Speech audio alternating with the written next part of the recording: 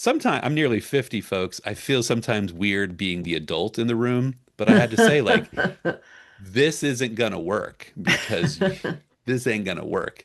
Um, Hello, writers and crafters. I'm Valerie Isan, and I'm Eric Mertz. and this is episode 200 of the Wow, podcast. It is October 1st, 2025. I feel like that's a double, there's like such like, alignment, yeah. something going on there. Today, we're going to be talking about client needs and onboarding ghostwriting clients. First, we want to talk to or to thank our existing patrons.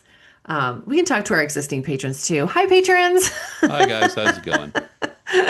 Thanks so much for supporting us, for believing in us here on the podcast and offline as well. You can go to patreon.com/Valerie Isan and patreon.com/Strange Air Stories for both of our pages. You can go check it out, see what's awesome over there, all the benefits that you get from supporting us. And there's always free tier available as well. I am going to be teaching a free masterclass on Wednesday, October 8th at 4 p.m. Pacific. I was trying to figure out how to do the time zone thing for everyone and try to make it be the most accessible to arrive live. It's called The Alchemy of Memory, Writing the Hybrid Memoir. So you can sign up at valerieisan.com/hybrid for all the information there. And you can save your seat there. So that's what I'm mostly doing right now these days is planning for that masterclass and also for the Gig Harbor Writing Conference right in the harbor. I'm going to be teaching a couple different things for that as well. So You're a this regular month, there. You're a I am regular. a regular. Yeah, it's my third time there, I think. Um, Wow, and yeah, I like you that. found your tribe, I found my tribe. part of the You tribe. were talking last week about like the smallness of, Oh, like I that love it. writing conference and going in and the hug. And so I kind of feel like, all right, yay, I'm back. And last year, I think it was last year, was that the one that you were sick for? Or was that I was 2 years sick last ago? year. I was gonna go, but you've pitched in for me, I so that's did. probably Yeah, why that's they what I love was. you. It's like you saved us. I saved us. Yay. Um, so yeah, that's kind of what's happening right now. And then, of course, more getting ready for renters here. Ali has been painting outside a lot, like the gutters. We need to get new gutters, so we've taken the old ones off and then like scrape the paint. We're repainting the fascia boards. And then we've got a guy that's going to put this like metal sleeve kind of on it. And then we'll get people to come in and put new gutters in. So hopefully it'll be like completely maintenance free at that point. So I'm really hoping for that since we'll be absentee That landlords. is like the kiss of death to say anything in a house is maintenance Yeah, free. Like that's you, true. I mean, You'd like to think that, wouldn't you? we bought like a nearly new house and like it has been pretty much maintenance free for 2 years, but you still open doors and look into cracks and corners and go, what the heck is that? Why'd they do that? Why did they do that? So yeah, that's kind of what's How going on about right you? now. Is just getting ready for conference stuff, workshop stuff. So planning those things, getting ready for teaching, and also getting the house ready to rent it Sweet. out. You know, Sweet. and trying to get rid of stuff. Our yard sale was a bust, really. I feel like the yard sale, like, are yard sales going away? Like, as far as I just, don't know, like, I don't know. I see them and it's like there's not the frenzy that there used to be for the right? suburban yard sale. Like it, Right? People yeah. aren't thrifting that way anymore, so. No. So that was kind of a Stupid bust. So Facebook now my Marketplace. carport is like full of this skeleton yard sale. We've got this tarp up in the front of the carport so that people can't see because I forgot to take the signs down. And yes, I guess it was last Saturday or maybe it was Friday. I don't know. Somebody just was like wandering around in our carport, like it just looks all junky and things are like, I mean, it's obviously not set up. I just dragged everything in and like left it there. So things are piled on top of everything. And And we didn't even know she was out there. Ali was going to walk the dog. So he walked outside and there was this person like wandering around in our carport. This all So, checks out. This all checks out. oh This my God. all checks out. Yeah. Okay. So no more yard sales for me. Yeah. Yeah. As a funny aside, my mom has been threatening a yard sale since like George Bush was president. And it's just Save so it for the funny. yard sale. Yeah. Oh gosh. She goes, that's going in the yard sale. And I'm always like, there's no yard sale. At what Yeah. point are we gonna just gonna Just give up the donate it. idea that there's no yard sale? Um, yeah, and my mom's not a haggler too. I'm like, if you don't want to like haggle for a nickel over the cost, of your Bonnie Raitt cassette, then like you probably need just to donate it. What am I doing?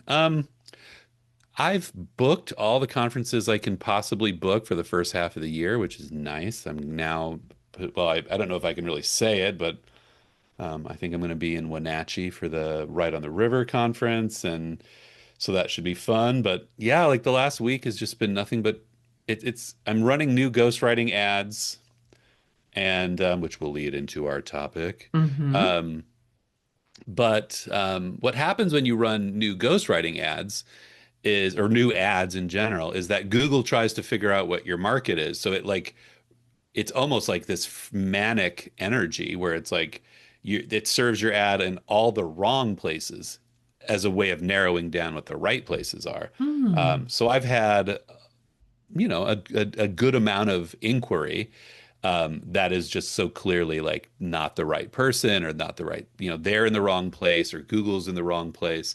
Um, so that's been a lot, that's been time consuming, but as it eventually evens out and becomes viable. We'll see. We should be getting close to that soon. Um, so that's been time consuming. Um, and also, I just personally have been working on kind of a new series of stories. Um, and I'm coming to the end of a new series of novellas. I don't know when I'm going to be able to get them out. I think I'm going to be continued. To be Um, continued. to be Last week I continued. had a dream. It was one of those like Mm. really like epic in scope, very detailed dreams. Like you're yeah, one of those, I don't know, like moviescape of a I dream. want to have one of those And every day. I usually when that happens, I'll jot down in my journal just like kind of the I don't know, like the not even the cliff notes of it, but just like the keywords, and like this happened and just a couple sentences to kind of capture the idea with the thought that, oh, I could like write this up or put this in a book or, write a short story about it or whatever. But I never ever go back to it. So as I was writing it out this time, I actually started writing it as a short story, like I just Yep. started writing it as I was remembering it and like writing it like rough draft style. So that felt really cool. I'd never done that before. So in my journal, there's like, 10 pages of handwritten like dreamscape. Doesn't really like close to anything, but it's a solid start to something. And I don't know what to do with it, but that was exciting. That was the first time I like sat down and just randomly written fiction for a long time. That's So cool. that felt really cool. That's cool. And yeah, I'm starting to feel those like, I don't know, not the like the building up of I've been in nonfiction mode for so many years and I haven't been dabbling with fiction. And I am excited whenever I get like this little fiction tendril that starts growing. You know what I mean? Like it's poking at me lately, like, Yeah. you can do Yeah. this. This Yeah, wouldn't for take very sure. much time. Just set a timer for half an hour every day and just like free write and play in fiction and see what happens. And I haven't given myself permission to do that in a long time. So I think it That's is cool. time. That I is think cool. this move also, like, while it creates a lot of stress, it's good stress, but also I think it's, moving things around inside too. Like, it is creatively stimulating to like change your environment. So Yeah. that's kind of what's Yeah. happening. And I feel like maybe I could harness that and use a little bit of it. Yeah, I always get a lot of great ideas when I'm traveling. Like just it's just like this part of your brain that's not really running at other times is Mm-hmm. now running. And so the yeah, it's cool. Can't wait to hear about it. What are you reading? I knew you were going to ask that question. I Um, still have the three I you mentioned last time, so maybe you're still reading some of those.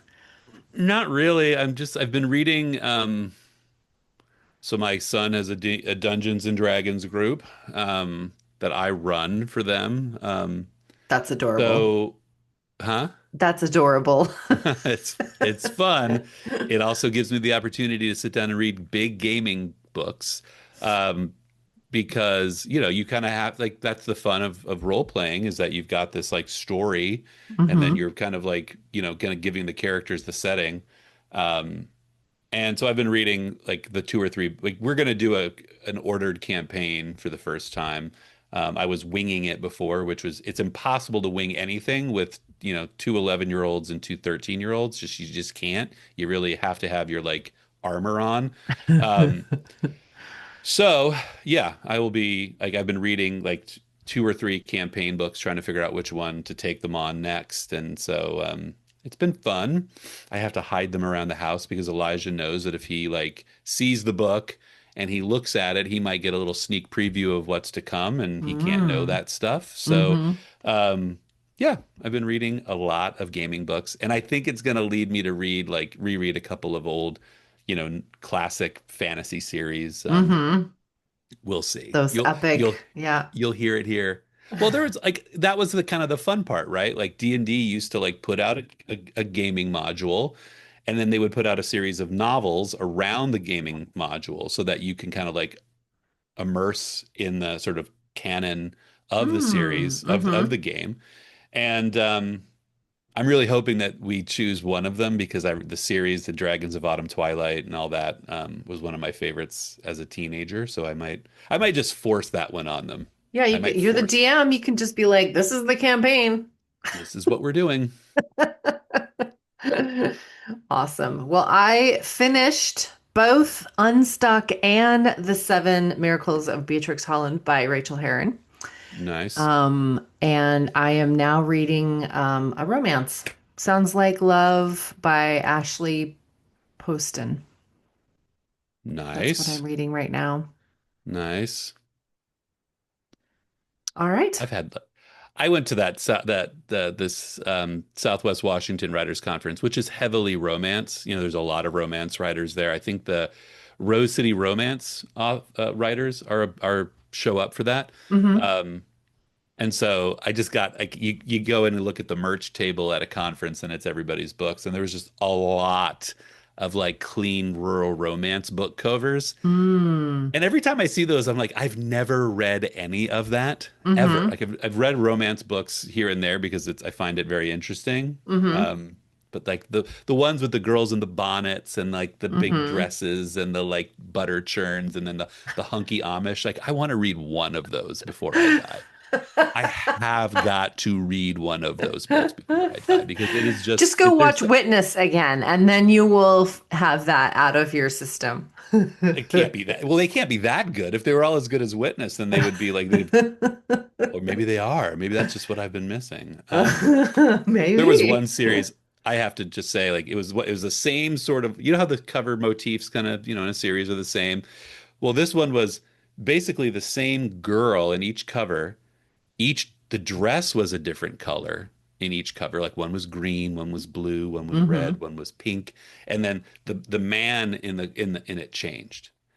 And I actually spent a lot of the drive home thinking like, so what's the deal with is the dress color This like Amish lady what's really going getting on with around. this? What's happening? I have no idea. Oh, that's awesome. All right. Well, let's talk about client onboarding. You were talking about that this morning before we hit record, and that sounds really interesting to me. I think that the I think that everyone that is a writer that has a side gig business will need to know this information, regardless I, of I think so. what side gig, what side hustle they're doing. I think the key that to all of this, that like the reason I think it's important too, is that for that reason, and it's also how you show up when you inquire.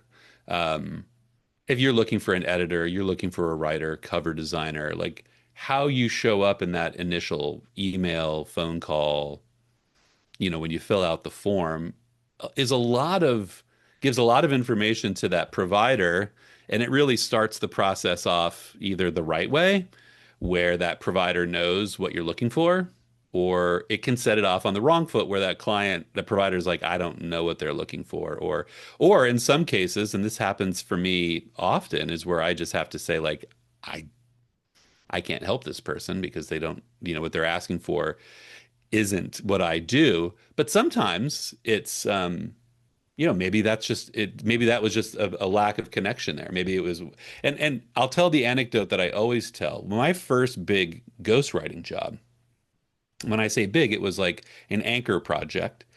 The person was looking for like in reality, they were looking for someone to write a book, right? Their Google search to find me was a proofreader. Now, Okay.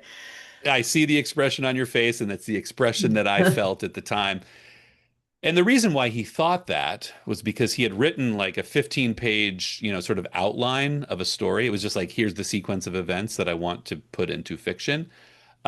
He thought he just needed someone to proofread that to turn it into a book. He didn't know the process. Now, Mm. I, at that time, very early in my career, again, it was my first real like anchor job, the first job that I could say, that's kind of how I structure, you know, my forecasting, where it's like I have to have one anchor project, one project that's paying a big bill, and then I do smaller things around that because, there's only so much time you can commit to any project. But it came like if I had screened him out, right?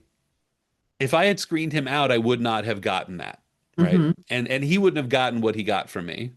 And so there's this like logic, like so I've always thought about like, and this is why it's hard to market sometimes because it's like, well, they may search for ghostwriter, they may search for proofreader, but so I bring that up as just like you don't like we got there by luck.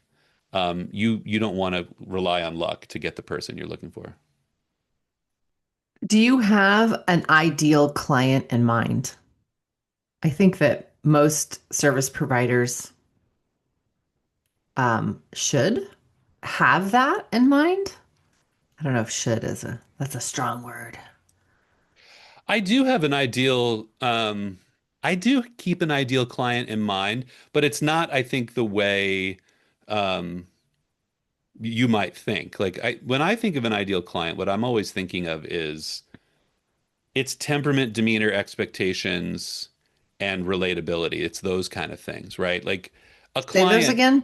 Temperament, it's what? temperament, it's communication, it's adaptability, it's about a rapport that we have.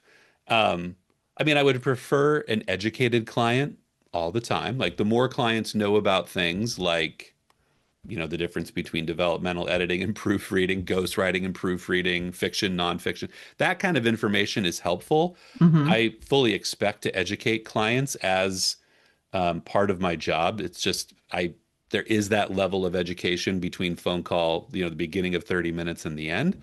But the ideal client is open to suggestions. They know what they want. They have an idea of what they want. Let's start there. They know that I have a book. It's done. I need a second set of eyes. Now I translate that to, okay, you need a developmental editor to help you get the book into shape. Um, I have an idea for a book, no time to write it. That person needs a ghostwriter. Like I can translate the here's what I want, here's what I need into the sort of definable service. So that person, like knowing what you have and what you want is important. That's the ideal client.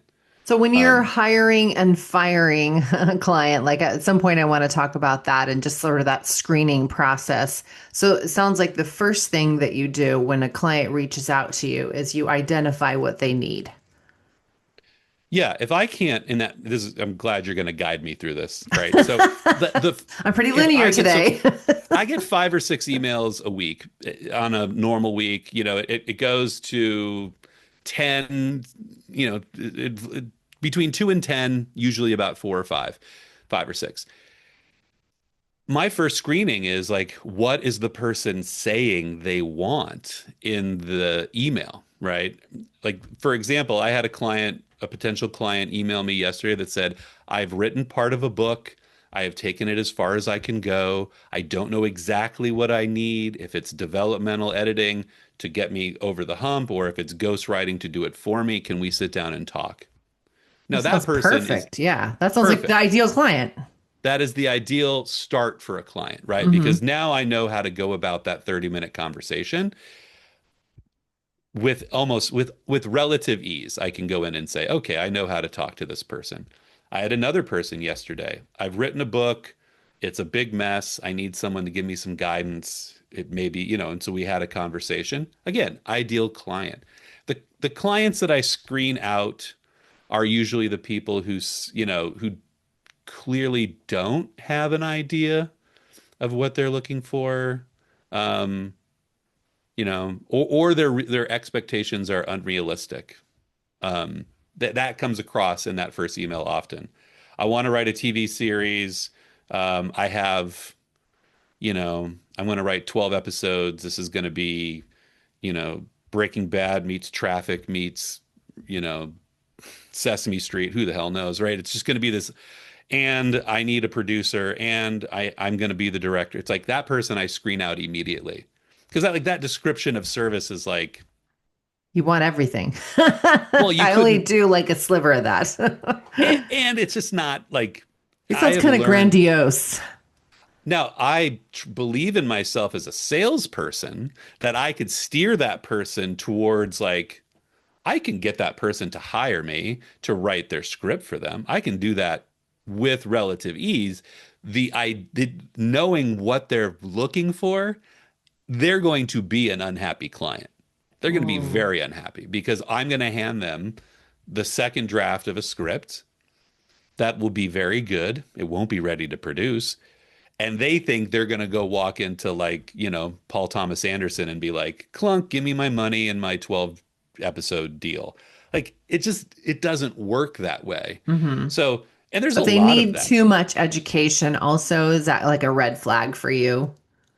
Well, yes, yes. Too much education about their expectations, right? Somebody might say, I don't know anything about the tropes and mystery, but I wrote a mystery. Like that's a lot of education, but it's within the sort of like, it's within the vein of what they're doing. If somebody's like, again, I have a 12 episode, it's going to be the greatest series ever, and I need you to do it so I can go sell it to Netflix. It's like, I had a guy, I'll give you that example. Contacts me. He says, I want to write a script. I'm in the music business. I want to write a movie about the music business and use it as a platform to get out of the music business and into show business. Great, great, great. Let's start talking. In that first conversation, he says, actually, I want to hire you to write 5 screenplays. I'm like, this is not going to work out. It's not going to work out. Like, you can't do the fifth one. Let's get through the first one. And I this has never happened. I said, look, let's contract for the first one. Let's get through the first one. Let's see that we work together for the first one. And then Uh-huh. we'll talk about the second one. And then we'll talk about the third one. And then we'll do Uh, that. That's how our partnership would go. He was so like, this was just not going to happen for him. Like, he was like, you are writing all 5 of these and we're doing this. Um, and it's like, it was just, again, not realistic expectations. uh-huh. When he stopped emailing me back, I was like, great, because I didn't, fine by me, that works. So it has to be realistic. I mean, and realistic isn't, Eric, I want to write a best-selling book. Like, that's a realistic expectation ish, right? I mean, like we can talk about the definition of bestseller. We can talk about writing versus marketing, making bestsellers. We can have that conversation, but it's not unrealistic. And it's Hmm. not, it's certainly a good goal, a standard of quality. But when someone has expectations that are like pie in the sky, like outcomes, like I just, just as soon say, call this guy or give him, Pass give them him a off to number someone that else. and it's also temperament, right? I had a client, sometimes sometimes the lesson comes in storytelling. My friend Everett said, "Look, I got this inquiry on my website.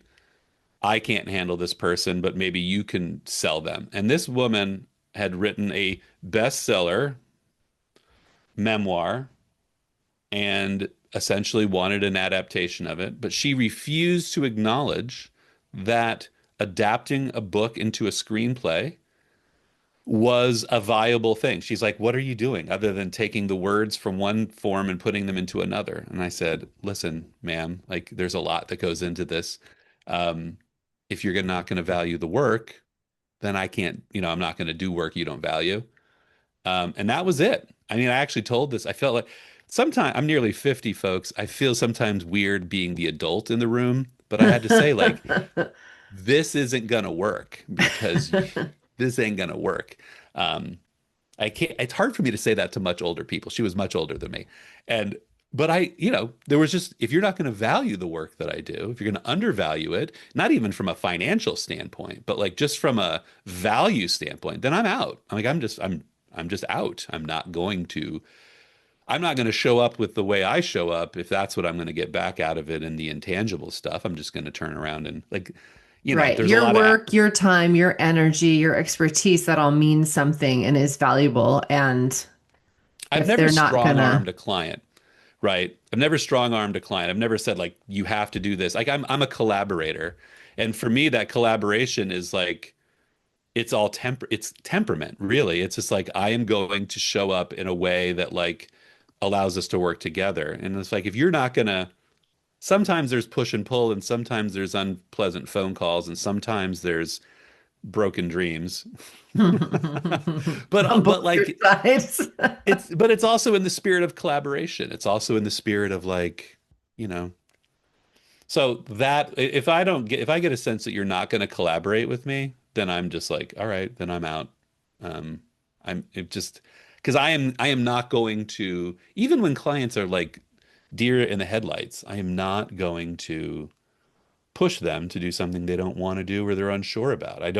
I'm always very careful about like I may think it's the best idea to make this an act two problem, but if you are going to go out and stand behind the work that I do, then ultimately you have to believe in it. So So I have a question. So we're talking about red flags here, a needing lot too of red much flags. education around the industry, the pie in the sky expectations, respect and value, not, showing up and like just the vibe is off, like the chemistry is wrong. And then if they want something that you don't provide. But I specifically have a question for you, Eric, about that because I know that you like to collaborate and you are open to, like, if a client comes to you and says, I want this, if it's not something you've done for a client before, you're still okay with, like, well, let's see, does that fit into the, am I willing to do that? Like, like I'm talking about, I remember years ago when someone came to you about formatting, and you and I had a conversation I've about never vellum, done that. and you'd I've never never done that done that. before. And I was like, oh, it's really easy. This is how you do it. And you're like, "Dang." So that's something that you started, you know, not you provided that service if people asked for it. It's not Right. necessarily like on your website or something. But No. so when someone comes to you and says, this is what I want, and you think, you know, do I want to provide that? Can I provide that? Like you're having this like internal dialogue before you can have have the conversation with the client. So on your end, on your like private end there, like what's your mindset? What's your process? Who are you willing to try how do you go about doing that? Like let me give you I another can answer part to this. I that. know the Okay. question. All right, cool. at this point, part of it is financial, and I have to be. I mean, I always I hate it when the answer is money, Hmm. but um, at this point, business wise, I run. What I bring in are, the client. I have more anchor projects than I can handle. Right. That's part of the reason, like we talked offline, Hmm. like getting together subcontractor agreements and referral agreements and like becoming that was the ultimate goal for me is this referral based business that I've really just wanted to be the whole time.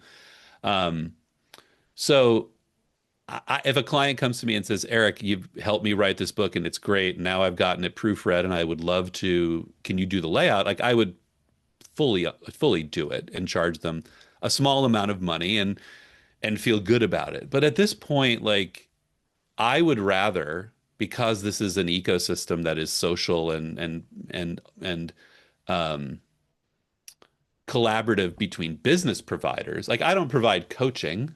Hey Hmm. folks, guess what? I don't provide manuscript coaching, but on my website, if you there's a little quiz on my business on my ad for developmental editing. If you say that you want coaching, it directs you to her page. It directs you to Valerie's page because I don't provide that. Like I could, um, but I just don't. So at this point, for me, it's like I want to draw as many people in as I can because I trust and value directing them to the right people because there's a lot of people that don't. That's how I got into this part of this business is where like I was working as a referral source for a lot of people whose business ethics and values like I found abhorrent. So I said, you know what? I'm going to do this.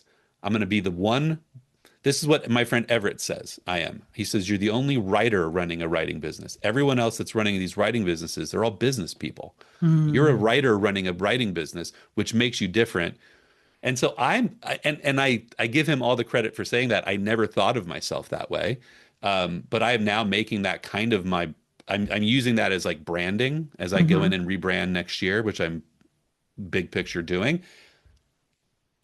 That is what I want. Hey, client, I could sell you on a coaching package. It's not my expertise.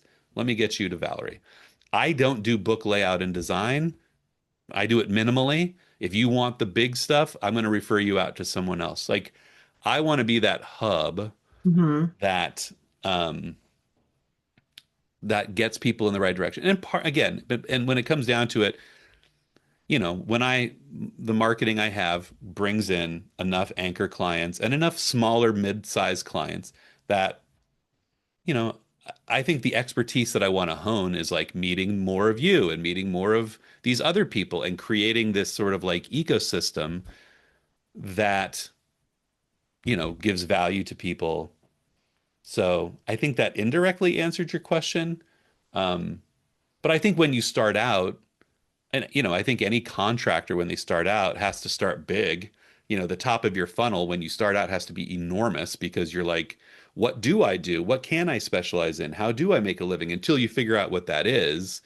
Um, I think I always equate this with like people who build homes or work on homes. It's like, the top of your funnel has to be big until you figure out you're the deck guy. Um, you Hmm. can't specialize until you've generalized, and then once you do that, then you can. So yeah, So, and I would. yeah, I guess that does answer my question. I was thinking of a client that I had that wanted me to upload all her files everywhere. And like, just like she had the manuscript, which I had edited on a previous year, and she just wanted to like put it up ebook style everywhere and have it be available. And that's not something that I've ever done. I'd worked with her before.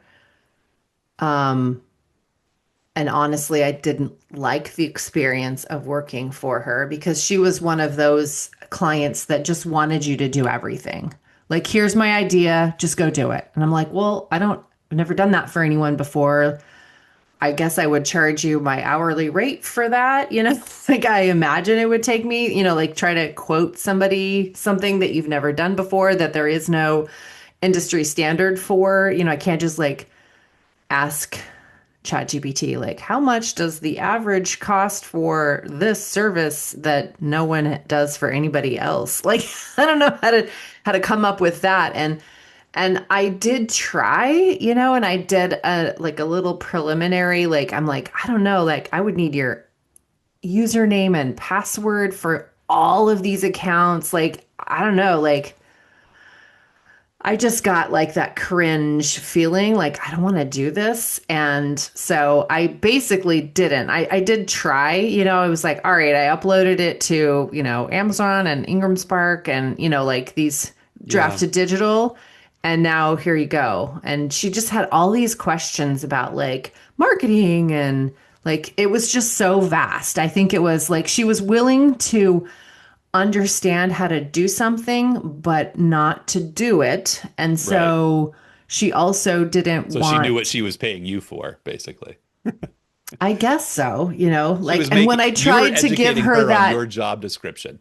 I think it was a little bit of what you were saying with that, like unrealistic expectations. She just wanted to like, here's my IP, make me rich and famous. And I'm like, that's not what I do. Like I can upload your file, but you could too, and it wouldn't cost you my hourly rate. Like it's really easy. You just fill out the metadata field.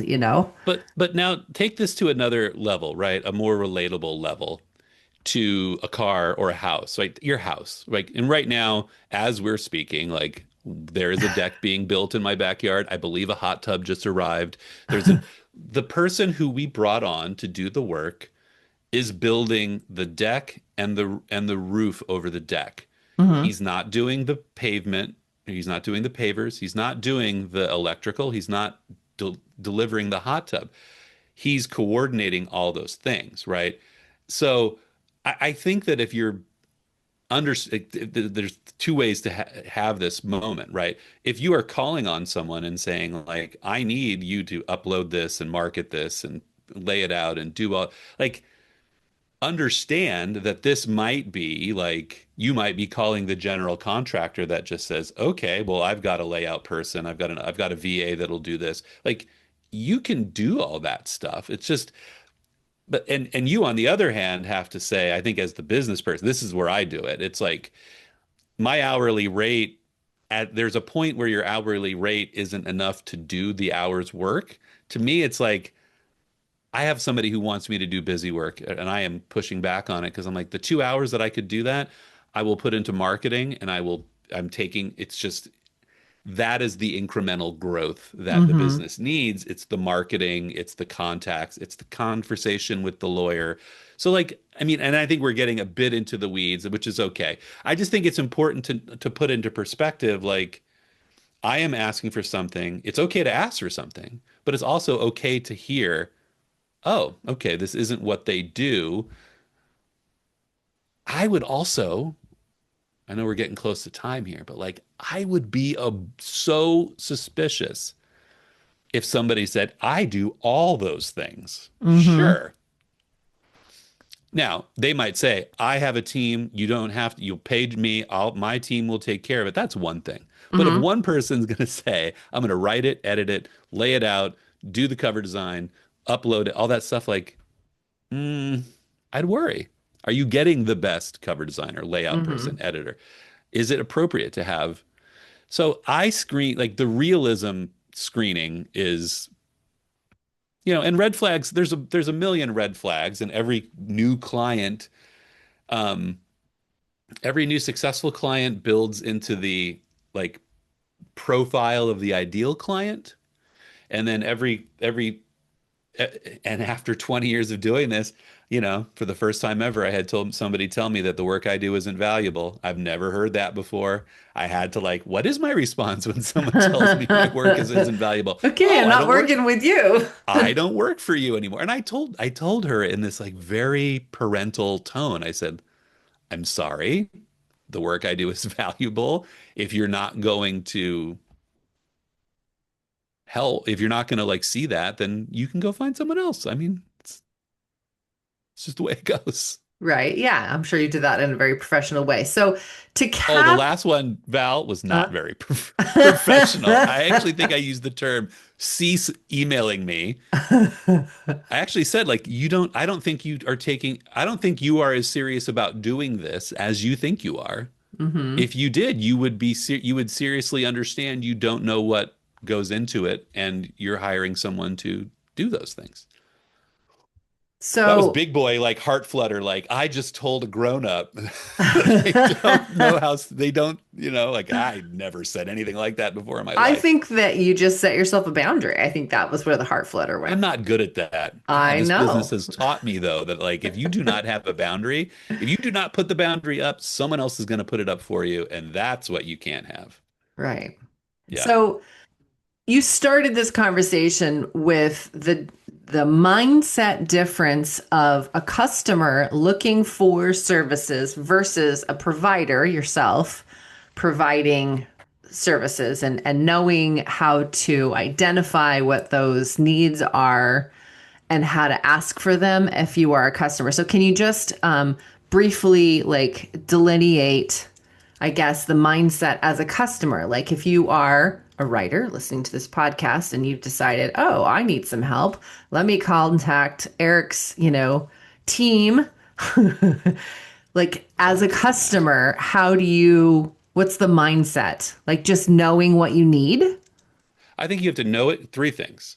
These are the three things that I think will get you the right to the right place. You have to know these are things you put forth in your email, right? Or your inquiry. You have to know what you need. You have to know where you are in the process. And you have to know who you're talking to, right? Again, like you have to know that if you're calling a proofreader and you need a ghostwriter, you have to know that you have to save yourself that bit of folly. The internal things you have to, and this is the hard part, is the one thing you have to know is I know like two things, they go together. Like I know what I know about this, but I don't know what I don't know. And you have to be willing to like hear what that person has to say. Right. And I had a great conversation with a guy for a half an hour last night. He got the best half hour consultation in 40 minutes that anybody's ever gotten. He basically like, I know I have a book, I know it needs to be better, but I don't know how to do that. You seem like the person. That's the perfect mindset because Mm-hmm. that allows me to say, fit myself in, and whether I do or I don't fit in is how in and then it's up to him. Like, that puts him in a great position to say, all right, I know that I needed a book. I know I have a book and I know I need it to be better. I just heard his pitch on how to do that. Does that reconcile for him? I think it's harder when you go if you don't know what you don't know and you go in and then you're hearing this information from a client, it can be really like um it can kind of put you on the defensive. It puts you in a bad position. So So then as a provider, the first thing you would do is identify what the client needs and see if that's something that you're willing to do or know how to do. yeah, Just identify what the client needs and can I provide that? right. Or And do I know somebody? uh-huh. Um, and then just like build rapport. See if you Yeah, can build rapport. yeah. If it's Okay. possible. Yeah. And then sign contracts. Or actually forecast, like, is this an anchor job? Is this going to be like, where can I fit this into my, you know? Yeah. Yeah. Where does it fit and I always, that's a whole nother conversation. I always have one in this, I have three stages that I conceive of. I have one in each stage at all times Hmm. so that I'm never overloaded. I'm never doing the same thing for two different people. I'm allowed, like, I'm just interviewing you. I am just writing you. I am just onboarding you. Like, it's just, that's a whole nother conversation. Okay. And then signing the contracts. And then we're off, baby. And then we're off. All right. Well, it is 9 o'clock. It is time to move on to the next client. Yay. I know you've got another meeting right now. Thank I you so do. much for answering all my questions about onboarding clients and knowing We could how to always have hire. this conversation because like I keep thinking like I don't know, in 3 months with new ads running and new people coming in, who knows what it's going to look like. So Hmm. it's ever changing. And All it's right. reflective of an ever changing business too. Like I don't, Yeah. And being willing to pivot and like, okay, I never did this before, but people are asking for it. So do I want to do this? Yeah. So of right. course And you're all you can see the evolving. trickle of trend through. It's like, I've Mm-hmm. never had to answer AI questions. Now I just make it part of my spiel. Like I do not use it except for in these places. And Mm-hmm. so, yeah, it's reflective Cool. of what's going on. That's really exciting. So I know you have to go and we're out of time. So I will see you next time. See you next time. Bye for now.